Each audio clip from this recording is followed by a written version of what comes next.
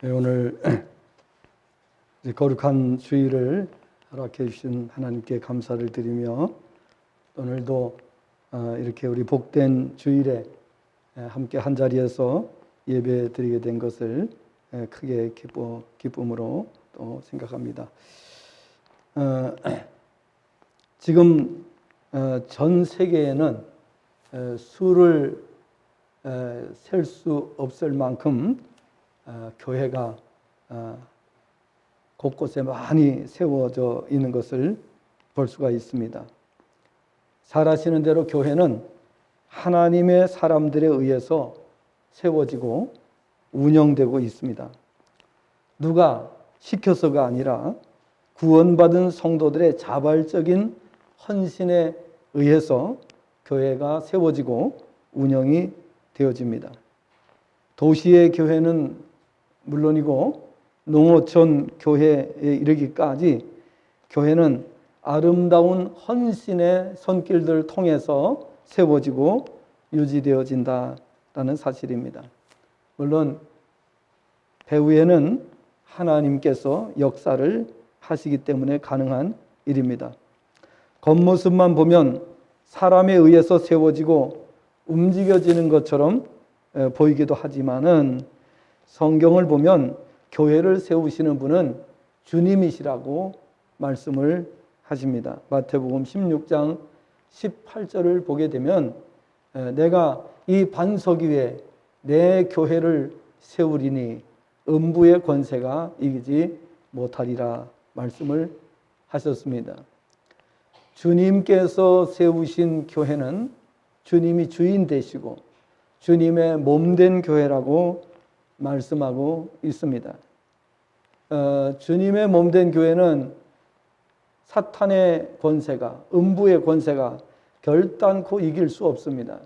주님이 세우셨다면 그 교회는 주님께서 끝까지 책임져 주십니다. 사람이 주인이 되는 교회는 무너집니다. 그래서 우리 인간이 주인처럼 행세하는 교회가 되면 안 됩니다. 항상 하나님이 주인 되시고 주님께서 이끌어 가시는 교회가 되어야 되는 줄로 믿습니다. 지금까지 역사를 보면 주님께서는 헌신된 자들의 헌신을 통해서 교회가 세워지고 움직이도록 하신 것을 볼 수 있습니다. 오늘은 본문 말씀을 통해서 옥합을 여는 신앙이라는 말씀으로 함께 은혜를 나누고자 합니다. 옥합을 깨뜨리는 신앙, 이렇게 우리가 표현할 수도 있습니다. 앞에서 말씀드린 대로 모든 교회는 구원받은 성도들의 헌신으로 세워지고 운영된다는 사실을 말씀드렸습니다. 또 헌신도 일정한 원리에 의해서 헌신이 이루어지게 됩니다. 그래서 오늘은 우리가 어떻게 헌신할 것인가, 어떻게 아름다운 헌신을 할 것인가, 그리고 우리가 헌신을 하고 하나님 앞에 칭찬받는 헌신이 되어야 하는 것입니다. 그래서 오늘 말씀을 통해서 함께 은혜를 나누시며 참으로 신앙생활 즐겁고 행복하게 신앙생활 일평생 하시게 되기를 바랍니다. 신앙생활은 행복 그 자체입니다. 그리고 기쁨이 넘치게 되고 은혜가 충만한 것이 바로 신앙생활인 것입니다. 그래서 우리가 이 말씀의 원리를 잘 알고 그 원리를 따라서 신앙생활을 하셔야 하는 것입니다. 그리고 오늘 말씀을 보게 되면은 한 여인이 나옵니다. 이 한 여인은 1절에서 보신 것처럼 6월절 엿새 전에 예수께서 베다니에 이르시니 이곳은 예수께서 죽은 자 가운데서 살리신 나사로가 있는 곳이라 라고 말씀하고 있습니다. 11장을 보시면 요한복음 11장 바로 앞장을 보시면은 예수님께서 죽은 나사로를 살리신 사건이 기록되어 있습니다. 나사로는 죽은 지 나흘이 되었고 시체가 부패한 상태에 있었습니다. 여러분, 우리가 나흘 되면은 어느 정도 고약한 냄새가 나는지, 우리 냉장고가 고장이 나가지고 코드를 뽑아 놓으니까 며칠 되니까 정말 코를 들 수가 없을 정도로 심한 악취가 나는 것을 볼 수가 있어요. 그 썩는 것 중에서 제일 고약한 냄새가 사람 썩는 냄새라고 그래요. 그러니까 이 나사로가 죽은 지 나흘이 됐으니 얼마나 부패가 심하고 얼마나 썩는 냄새가 지독하겠습니까? 그런 냄새가 사람들이 다 맡을 정도로 그렇게 부패한 상태에 있었습니다.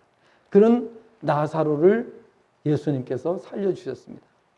사실은 11장에서 보시는 것처럼 이 나사로가 죽기 전에 이 마리아가 예수님께 말씀을 드렸어요.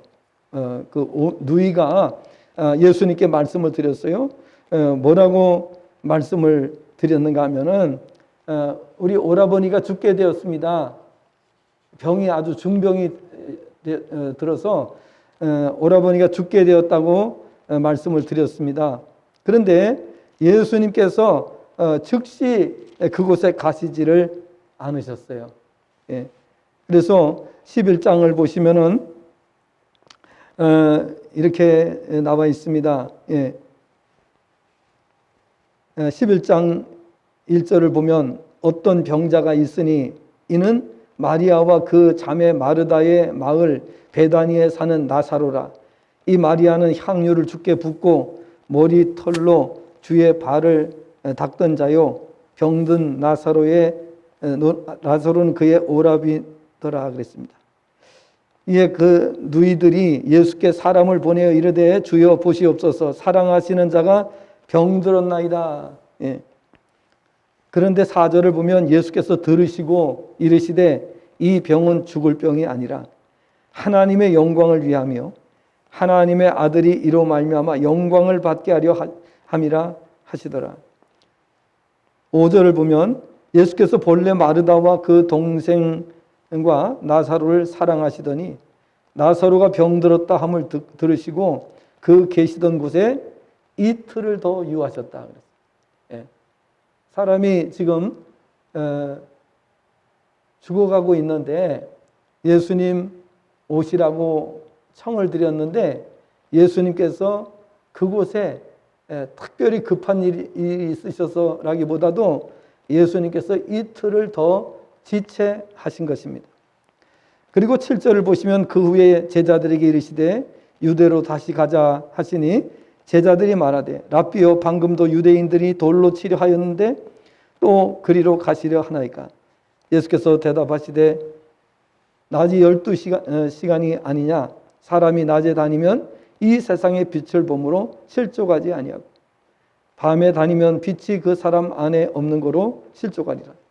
이 말씀을 하신 후에 또 이르시되 우리가 친구 나사로가 잠들었도다. 우리 친구 나사로가 잠들었도다.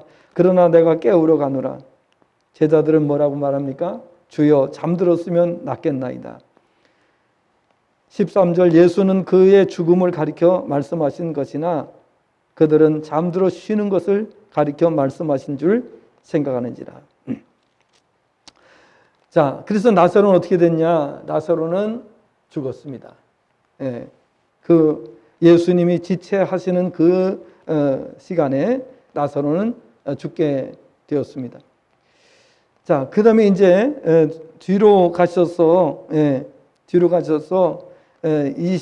32절을 보시면 마리아가 예수 계신 곳에 가서 배웁고 그 발 아래 엎드려 이르되 주께서 여기 계셨더라면 내 오라버니가 죽지 아니하였겠나이다. 이렇게 말합니다.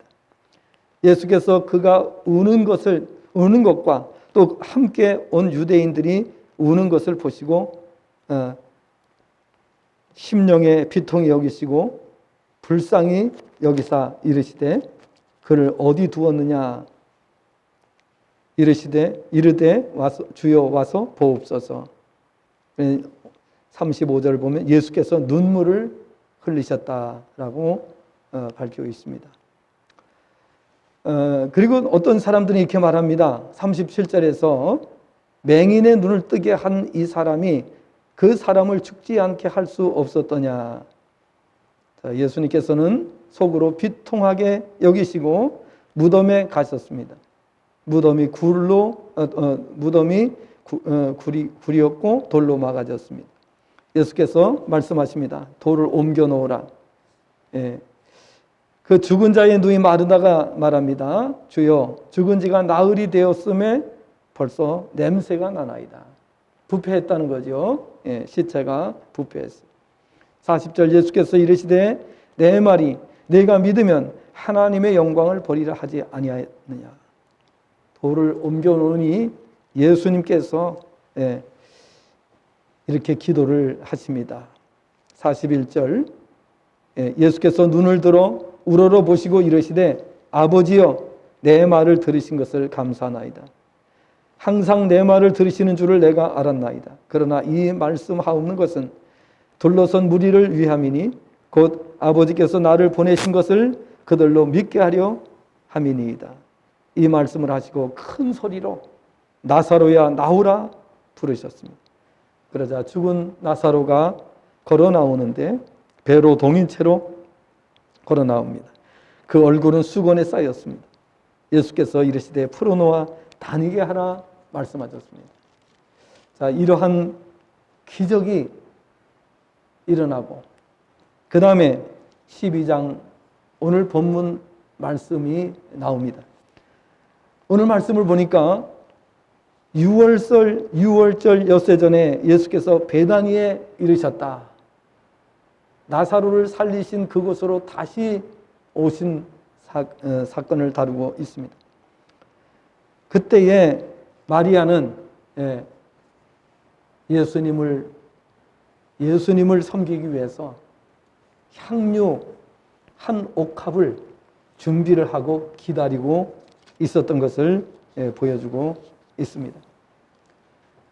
이 마리아는 예수님께 향유 옥합을 깨트려서 그 옥합의 향유를 예수님께 부어 드렸습니다. 이 향유는 나드향이라고 하는 향유인데요. 이 향유는 그 가격이 아주 고가인 향유였습니다. 300데나리온이라고 했습니다. 한 데나리온은 그 당시에 장정 하루 품삯이었습니다. 그러니까 300일 되는 그런 그 노동 임금입니다. 1년치 임금에 해당되는 그러한 돈이었습니다. 그런데 그 엄청난 금액의 향유를 예수님께 부어 드렸던 것입니다. 자, 우리가 이 11장과 12장을 연결해 보니까 이해가 되죠. 오라버니가 죽고 정말 그 가정은 큰 슬픔에 빠지게 되었었는데 예수님께서 오셔서 나사로를 살려주심으로 말미암아 그 가정에는 정말 세상에서 너무나도 큰 기쁨을 맛보게 된 것입니다. 여러분, 우리 가족이 생을 달리했는데 그 죽은 가족을 예수님께서 살려주셨다고 생각을 해보세요. 그 주님에 대한 고마움이 어떻게 평생 잊을 수 있겠습니까? 그 예수님에 대한 고마움 때문에 그 감사를 어떻게 표현할까라고 생각을 하다가 예수님께 옥합을 깨뜨려 드리기로 했습니다. 그런데 단순히 이 마리아가 그냥 고맙기 때문에 옥합을 깨뜨리겠다라는 그런 생각을 한 것이 아니라 예수님께서 지금 모든 돌아가는 정황을 보니까 예수님이 이제 그 원수들의 손에 죽게 된다는 것을 감지하게 된 것입니다. 그러면 이 마리아가 어떻게 다른 사람은 보지 못하고 다른 사람은 느끼지 못했던 그것을 느낄 수 있었는가? 마리아는 예수님의 지근거리에서 예수님을 섬기고 정말 예수님을 어떻게든지 잘 섬겨보려고 부단히 애를 썼던 모습을 볼 수가 있습니다. 늘 예수님을 가까이 하고 또 예수님을 사모하는 그런 마음을 가지고 있었기 때문에 모든 돌아가는 정황을 보니까 예수님께서 이 모든 상황이 심상치 않고 예수님이 이제 우리가 볼 수 있는 날이 얼마 남지 않았다는 것을 직감적으로 알게 된 것입니다. 예수님 이제 얼마 안 있으면 돌아가시겠다는 것을 그는 직감했던 것입니다. 그래서 예수님께 이 향유 옥합을 열어서 드린 그런 사건이 기록되어 있는 것을 볼 수가 있습니다. 정말 주님을 위해서 아름다운 헌신을 다짐한 것을 볼 수가 있습니다. 이 옥합을 예수님께 열어서 300데나리온이나 되는 이 옥합을 예수님께 부어드렸는데 이것은 왜 이렇게 그 귀중품이냐, 왜 이렇게 가격이 그 고가품인가 하는 것을 우리가 역사적인 내용을 보면은 잠깐 우리가 이해가 될 수가 있어요.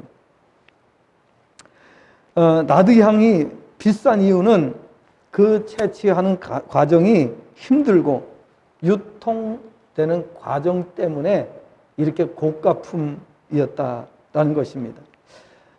이 나드향은 티벳 산지나 그 다음에 인도의 고산지대, 수천 미터 그 높은 고산지대에서 나는 향입니다. 그리고 그 제조하는 과정이 엄청 힘든데 나드향 몇 킬로를 이렇게 제조할 때에 불과 몇 그램, 2, 3g 정도가 나온다. 몇 킬로를 이렇게 그 제조하는 과정에서 2, 3g 정도 나온다 그래요.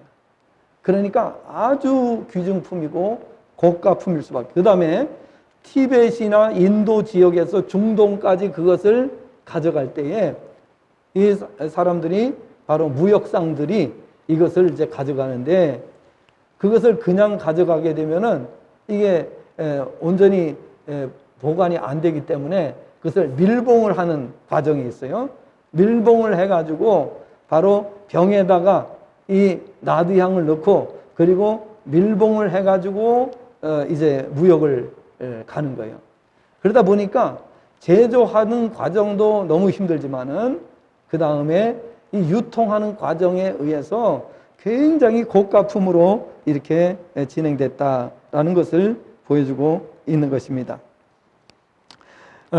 그래서 이 동남아시아에서 중동까지 유통하는 과정에 의해서 고가품으로 이렇게 취급되었다. 예. 그토록 귀한 것을 주님께 한 번에 부어드린 것은 보통 사람들은 상상할 수 없는 일이었습니다.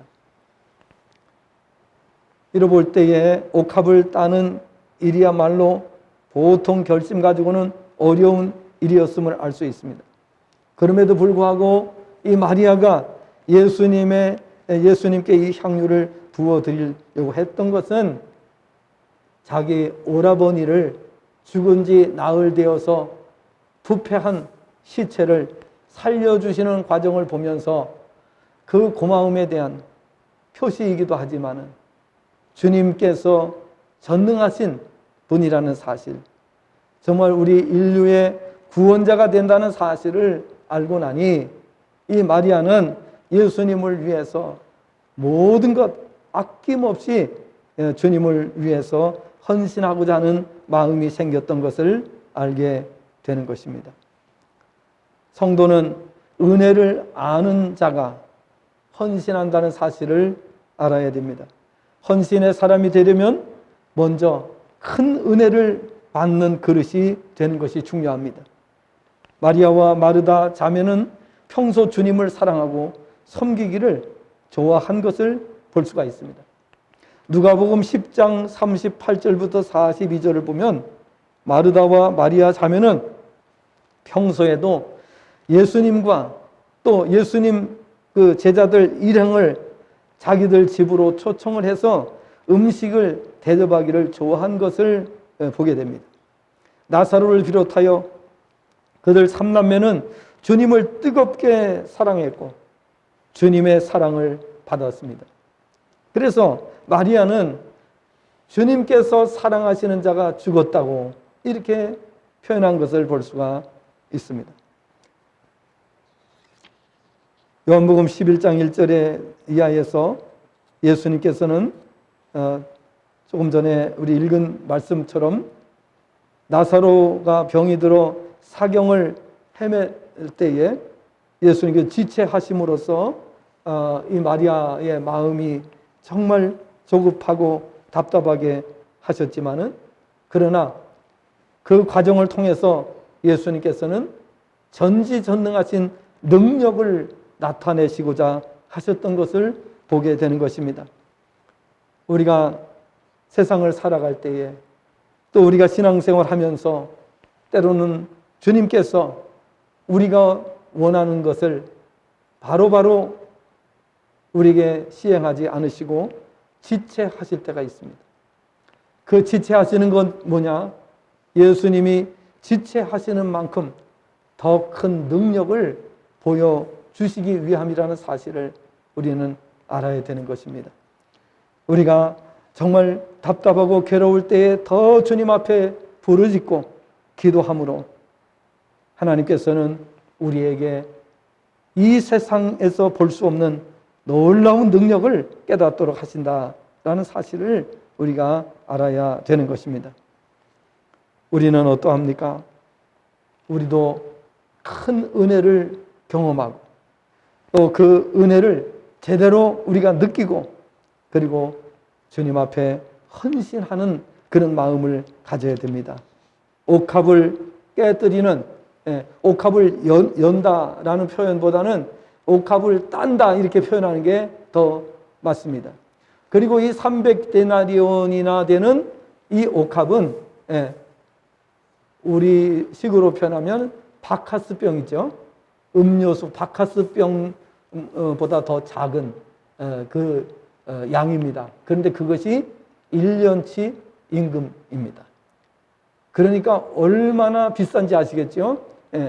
그래서 몇 킬로를 다려도 3g 밖에는 나오지가 않는 아주 희귀한 그런 향유인 것입니다. 그런 향유를 예수님께 부어 드린 것은, 그것도 일시에 부어 드린 것은 바로 이 마리아가 예수님에 대한 뜨거운 사랑 또 사모하는 마음이 있었기 때문이기도 하고, 그리고 오라버니를 살려주신 그 주님에 대한 고마움, 감사의 표시이기도 하지만은, 그러나 이제 모든 정황을 봤을 때에 예수님께서 우리와 함께 얼마 계시지 않으신다는 것이 느껴진 거예요. 그래서 그리고 며칠 후에 예수님께서 예루살렘으로 들어가셔서 십자가에 돌아가시게 되는 겁니다.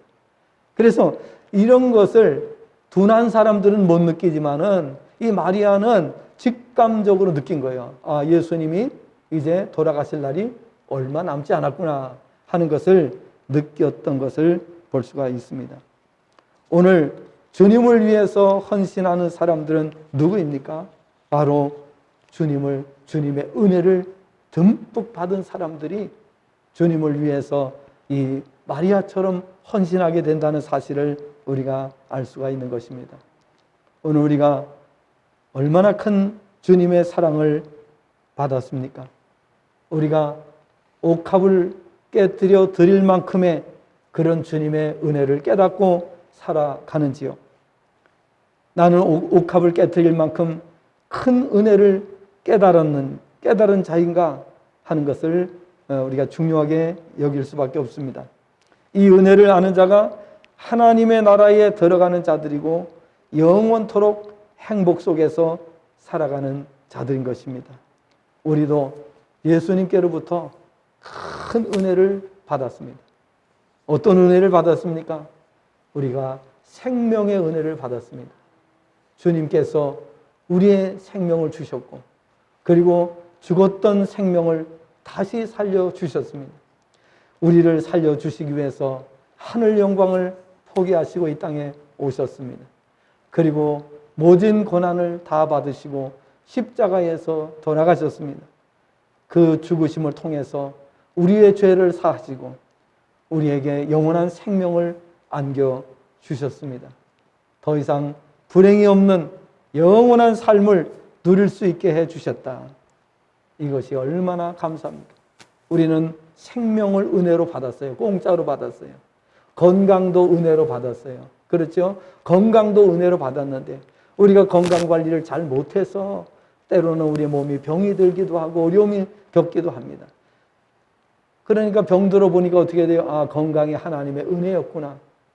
하나님의 선물이었구나 하는 것을 우리가 절실히 깨닫게 되는 것입니다. 병들지 않았을 때는 건강이 내가 노력해서 건강한 줄 알았어요. 내가 잘 먹고 열심히 운동했기 때문에 건강한 줄 알았어요. 그런데 건강 잃고 보니까 어떻게 돼요? 하나님의 은혜였구나 하는 것을 비로소 깨닫게 되는 거예요. 우리 인간은 미련합니다. 꼭 그렇게 불행을 겪어야 비로소 깨닫는 것이 인간의 모습인 것을 우리가 알게 되는 것입니다. 그러므로 우리가 말씀을 잘 듣고 말씀을 통해서 우리가 제대로 은혜를 알고 모든 일에 기뻐하고 감사하는 성도가 되시기를 바랍니다. 성경은 뭐라고 말씀합니까? 항상 기뻐하라고 말씀합니다. 범사에 감사하라고 말씀합니다. 왜 그렇습니까? 예. 하나님께서는 우리에게 은혜를 주시기를 원하시는 분이십니다. 그래서 모든 것을 은혜로 주셔요. 생명부터 의식주, 건강, 모든 것을 하나님께서 은혜로 주신다고 성경에 말씀하고 있어요. 그런데 우리가 이것을 잊고 살아요. 깨닫지 못하고 살아요. 내 노력으로 사는 줄 알아요. 내가 잘나서 사는 줄 알아요. 그런데 잃고 보면 어떻게 돼요? 아, 이게 하나님 손에 달려 있구나. 이게 하나님의 은혜로 우리가 살고 있구나 하는 것을 비로소 깨닫게 되는 겁니다. 우리가 하나님의 그 크신 은혜, 깊은 은혜를 깨닫게 되면 이 여인처럼, 이 마리아처럼 우리도 주님께 옥합을 열어드릴 수밖에 없습니다. 생명을 여러분 돈 주고 살 수 있습니까? 건강을 돈 주고 살 수 있습니까? 그 어떤 것도, 예, 우리의 모든 삶 하나님의 은혜입니다. 그래서 우리가 은혜를 노래 부르는 거예요. 은혜를 찬양하는 거예요. 모든 것이 하나님의 은혜였다고 고백하는 겁니다. 그것을 깨닫고 살아갈 때에 우리는 기쁨이 넘치고 행복이 넘치는 삶을 살게 되는 줄로 믿습니다. 그리고 그 은혜를 깨닫고 나면 우리가 주님을 위해서 마리아처럼 옥합을 열어드리는 신앙이 될 수 있는 줄로 믿습니다. 마리아만 옥합을 여는 것이 아니라 나도 옥합을 열어드려야 됩니다. 왜? 그렇게 될 때에 우리의 남은 생에는 기쁨과 감사가 넘치고 행복이 넘치는 그런 삶을 살 수 있기 때문인 것입니다. 오늘 이 말씀의 교훈을 우리가 잘 생각을 하시고 은혜를 깊이 깨달은 자가 옥합을 깨뜨리듯 자신을 헌신한다는 사실입니다.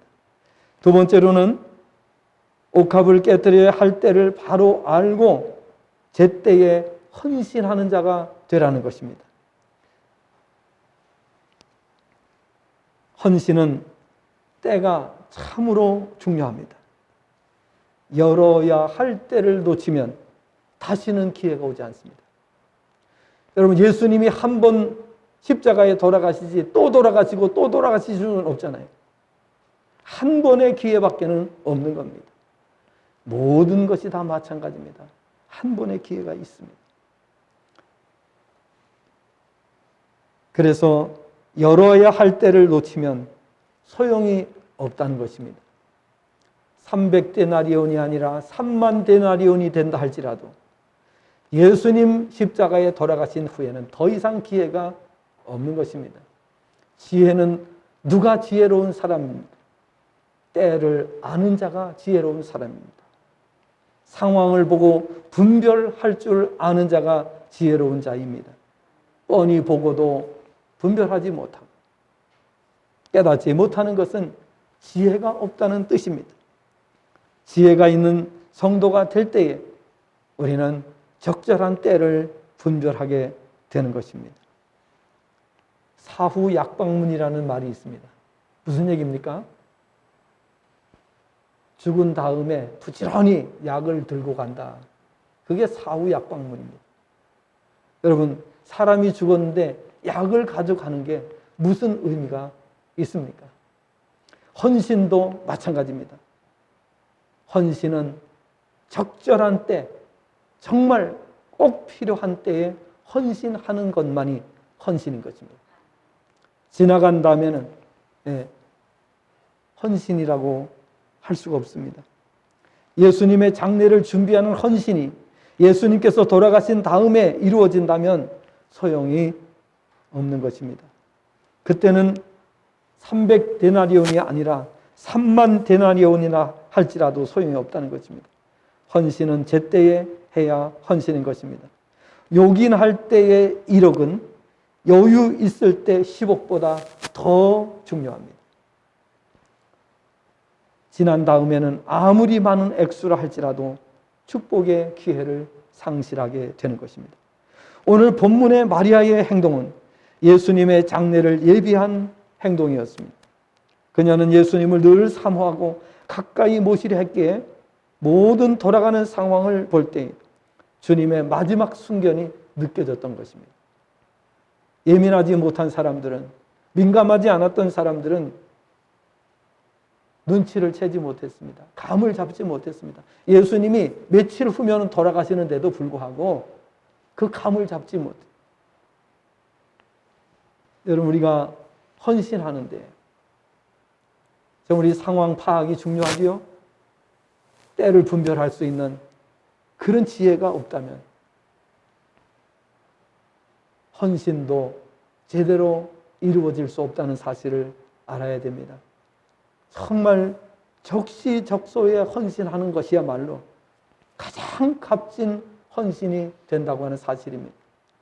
그래서 적시적소에 하는 헌신은 지난 다음에 아무리 많은 것을 한다 할지라도 의미가 없다라는 사실을 우리가 알아야 되는 것입니다. 오늘 본문의 마리아의 행동은 예수님의 장례를 예비한 행동이었습니다. 그녀는 예수님을 늘 사모하고 가까이 모시려 했기에 모든 돌아가는 상황을 볼 때 주님의 마지막 순간을 느낄 수가 있었습니다. 우리가 어떤 일에 남달리 관심을 가지고 지근거리에서 바라보다 보면 남들이 발견하지 못하는 것을 발견하게 되는 것처럼 오늘 본문의 마리아는 지근거리에서 예수님을 늘 바라보았기 때문에 예수님의 신변에 닥쳐오는 위험을 깨달을 수가 있었던 것입니다. 그리고 예수님을 모실 수 있는 시간이 얼마 없다는 것을 그는 직감했던 것을 볼 수가 있습니다. 그녀는 그 상황을 직감하면서 이제 예수님을 뵐 시간이 얼마 남지 않았기 때문에 불길한 예감을 충분히 감지하고 그런 헌신을 했습니다. 사람들은 이해하지 못했습니다. 지혜가 무엇입니까? 지혜는 상황을 볼 줄 알고 때를 분별할 줄 아는 것입니다. 어떤 사람들은 자신이 꽤나 지혜롭다고 생각하는 것을 봅니다. 그러나 전혀 그렇지 못한 것을 봅니다. 왜입니까? 상황을 분별하지 못하고 때를 전혀 분별하지 못하기 때문입니다.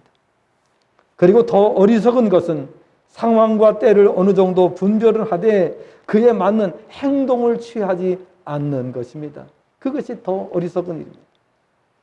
그런데 본문의 마리아는 남들이 보지 못하는 상황을 보고 때를 분별하고 즉시 행동을 취한 것을 보게 됩니다. 한마디로 말해서 영적으로 지혜로운 여인이었음을 알 수가 있습니다. 지혜로운 자는 때를 놓치지 않고 행동하는 자입니다. 그러므로 지혜로운 자가 되려면 상황을 분별하고 때를 분별하고 행동을 취하는 성도가 되셔야 합니다. 헌신은 가장 귀한 것을 드리는 것입니다. 필요할 때 가장 귀하게 여기는 것조차도 드릴 수 있는 것이 헌신입니다. 헌신은 전능하시고 완전하신 하나님께서 내 아버지 되심을 믿으며 그분의 독생자께서 나의 구주 되심을 믿을 때 자연스럽게 이루어지는 것입니다. 억지로 하거나 강요에 의해서 이루어지는 것은 헌신이라고 말하지 않습니다. 하나님께서 헌신하는 자들을 통해서 일하십니다. 헌신하는 희생이 불가피하게 따릅니다. 온몸을 다 드려야 합니다. 시간, 물질, 몸을 바쳐 헌신해야 됩니다. 떼지 않은 굴뚝에서 연기가 나지 않습니다. 심지 않고 거두는 경우가 없습니다. 지혜로운 사람은 헌신하는 것을 아까워하지 않습니다. 그 이유는 마가복음 10장에서 보시는 것처럼 이 땅에서 100배를 주신다 약속하셨기 때문인 것입니다. 그래서 헌신하고 가난한 자가 없고 헌신하고 불행한 자가 없습니다. 헌신하는 자는 이 땅에서 최고의 삶을 살게 되는 것입니다. 그리고 하나님 앞에 갔을 때에 우리가 내세에서 영생을 누리게 된다고 말씀을 합니다. 그러므로 주님께 드리는 것은 결코 아까워하지 마시기를 바랍니다. 고린도후서 9장 6절 7절을 보면 주님께서는 즐겨내는 자를 사랑하신다고 말씀하셨습니다. 이 원리를 모르면 아까워하거나 드릴지라도 억지로 인색하게 마지 못해 드리게 되는 것입니다. 그런 사람에게 성경은 뭐라고 말씀하고 있는가 하면 마태복음 25장 29절에 보니까 있는 것도 빼앗긴다라고 되어 있습니다. 그래서 오늘 우리는 헌신을 하되 마리아처럼 헌신하심으로 말미암아 이 땅에서 100배의 복을 받으시기를 바랍니다. 여러분 생각해 보세요. 100배의 복을 받고 가난한 자가 있을 수가 있습니까? 결코 있을 수가 없습니다. 기독교 국가가 가난한 국가에 있습니까? 한 나라도 없습니다. 하나님을 믿는 사람들은 하나님께서 책임져 주시고 약속대로 지켜주시는 겁니다. 그리고 성경에 분명하게 말씀합니다. 말라기 3장을 보게 되면 하나님 앞에 온전한 11조를 드리는 성도에게는 하나님께서 그 창고에 쌓을 곳이 없도록 부어주시겠다고 말씀하셨습니다. 11조 하는 가정, 가난한 가정 한 가정도 없습니다. 11조 하는 성도, 가난한 성도 한 사람도 없습니다. 온전한 11조. 그래서 이 이스라엘 백성들, 유대인들은 근처의 11조까지 하나님 앞에 드렸습니다. 근처에는 밭에서 채소를 뜯으면 그 채소에서 10분의 1을 하나님 앞에 금액을 쳐서 드렸다 하는 것입니다. 유대인들은요, 세계에서 최고의 그런 민족이 되어 있습니다. 유대인들은 정말 작은 그런 나라로 지금 전락되어 있습니다. 왜냐하면 예수님을 십자가에 못 박고 난 후에 전 세계에 유랑민이 되어서 디아스포라가 돼가지고 흩어졌습니다.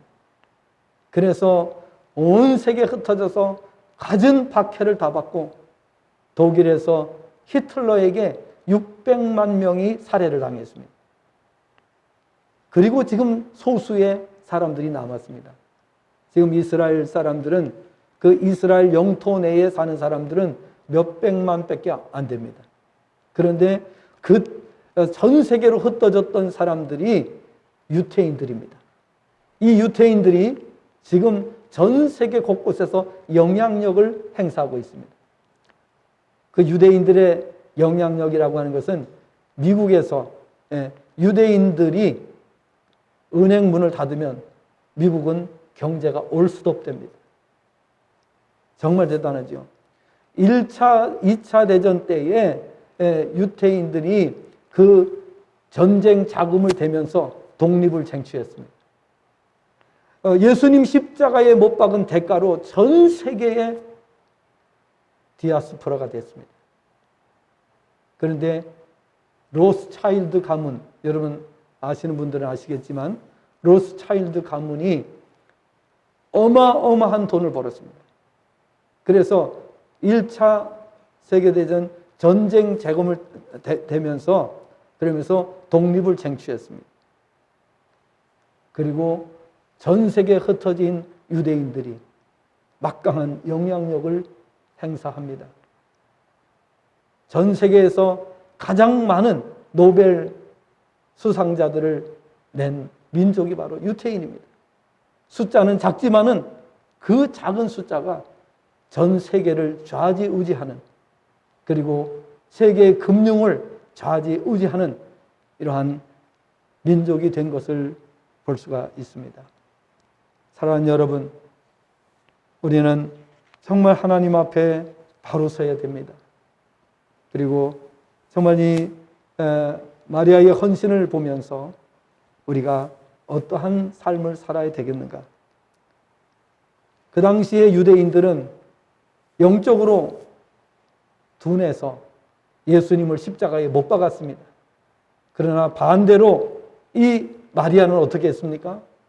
그 예수님의 십자가에 돌아가실 것을 미리 예감하고, 그리고 주님을 위해서 자신의 가장 귀한 것을 드린 것을 볼 수가 있습니다. 이것이 바로 지혜인 것입니다. 분별력이 있어야 되고 지혜가 있어야 되는 것입니다. 오늘 우리 이 말씀을 꼭 기억을 하시면서 남은 생에 살아갈 동안에 나는 어떻게 헌신하며 살아갈 것인가 하는 것을 깊이 생각을 하시고, 정말 온전한 헌신을 통해서 남은 생에 가장 아름답고 가장 멋진 인생, 그리고 우리가 바른 신앙을 가짐으로 말미암아 우리 대대손손에게 축복을, 하나님의 은혜를 물려줄 수 있는 그러한 성도들이 되시기를 주님의 전함으로 축복합니다. 기도하겠습니다. 주님 감사합니다. 오늘 우리에게 주신 말씀을 기억